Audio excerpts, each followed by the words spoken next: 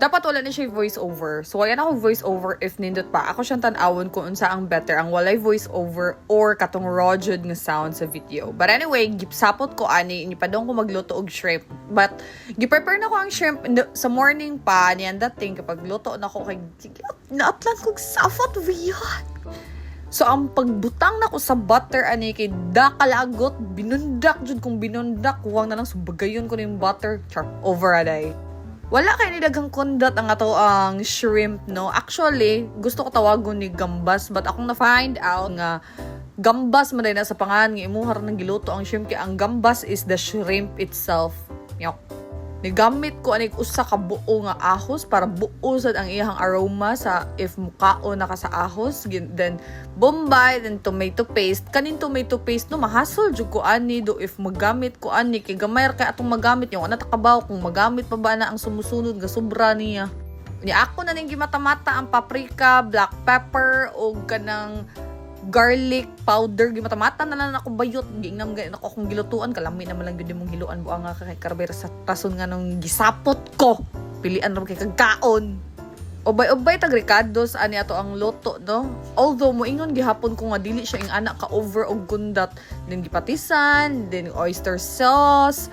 And then, unsa pa may sunod, ani na kadugay ba sa video, ay nakalimutan ko unsa kong ipamutang ani basta na ako ibutangan ni short jug ko.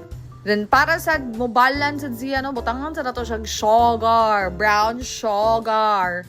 Gitilawan ba ni nako siya, no, katong naan na ang shrimp unsa ka hawd sa kusinira yot, dili magtilaw sa gitimpla adto nas kinatapusan jud. Anyway, ma-adjust magic ko ra na iyot. Kapoy kay magsigig voice over every time maghimo kog video, no? So unsa man mag voice over ta or kana na lang roll, you let me know. Pero at the end of the day, di mo kabuot na ko kay magdepende gihapon sa kong mood. Duh. Salamat sa gipalitan ni Bep aning shrimp dito sa inayawan kay akong gisugo niya kay half kilo ra to ang iyang giingon pero gipakapinan dubi dap. Kaya unsa ka og vevang sa akin ha, kay nagtuod jud ko nga akong giboil kay karni sa manok, karni dai sa baboy. So ako na lang gitawong gipadayon, ako na lang ni siyang i-fry, human mugbugna-bugnaan sa diri butahi bayot. Isubak na lang ni nako diri ang kaning gi-fry nako nga pork adto sa shrimp, pero dapat mo crispy ni siya para at least di sa siya musim nga grabe sa siya ka boring kung kanon.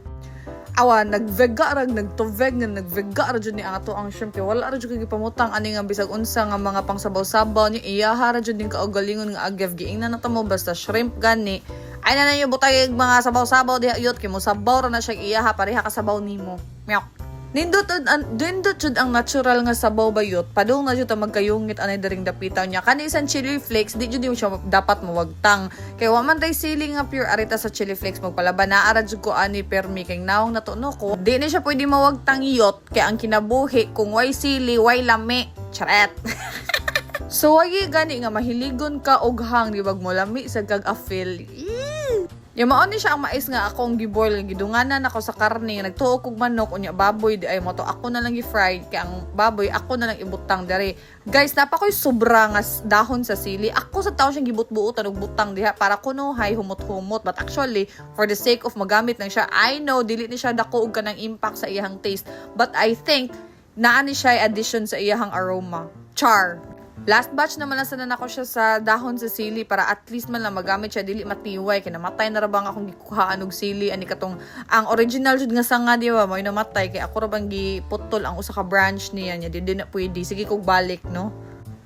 Unsa pa man nato laing i-chika mo lagi na ako naganahan sa voice over imbis na kay kog istorya nakalimot ta sa kun sa akong istorya naabot na lang ta diri sa bawing ako ang girlfriend nga pati na lang gamay ang mauday ni ang kato akong gi-boil unta nga nagtuod kog karni sa manok nya dili di ay so ako ni siyang ibutang sa ato ang shrimp. Dapat wala ni siya voice over. Nagyaw-yaw ko ani nga time. Ang ina ako video nga naghikap-hikap ko ana. But anyway, nang hugas mo gusto kong kamot sa gustong adlaw. So safe ra na ato ang kamot diha, no? Wala ko nag-rice lately. Pila na ka days, weeks, jud. So, ako ang iparis ani kay boiled egg ra. Pero good luck na ako kung dili ba ko matintal. But yan, ana jud akong self na. Hindi mo sige kasuya anang rice. But kaning pormaha jud no, sa tinuod lang. Bahalag wala nay unod basta kaning sabaw imo jud ning tilukon sa imuhang rice yut. Ingna kog bakakon kaning sabaw palang daan sus ambot na lang. Sumaon na ni siya na ako'y duha ka egg. Ako aning egg niya kang bep-bep kay kani ang brown rice. Mao niya mo ang sudan karon gipatilaw ni nako ni bep-bep. gisapo to sa kugalit pagtilaw niya. Kini ana siya, maawaw siya. Ako siya giingnan smile big kung lami ba. Bayot dugay ki siya ni react niya. Ako siya giingnan nga katawa daw pakit ako nga gilamian ka. Yut nagumba iyang naong kay mauwaw siya kay naghubo siya pero porti na niyang kit-kit daghan kay siya nakaon di pagkahuman kinapalaban naghihapon siya si Teresa lami kay ingno no nga sus may gani si Teresa na imong giinom karon hapit bit ka luan jud unta ato kay gisapot ko tungod dimo ims ganahan ta magluto man na bad trip na lang hinuon ko tungod na imong batasan ka ba mo giunsa kon niya porti niya tubag-tubag nako kay wa ko no koy gihatag nga tarong instructions niya di pwede nga mangutana na lang kanako kung wala ka kasabot mo ano to gisapot to sa gubay.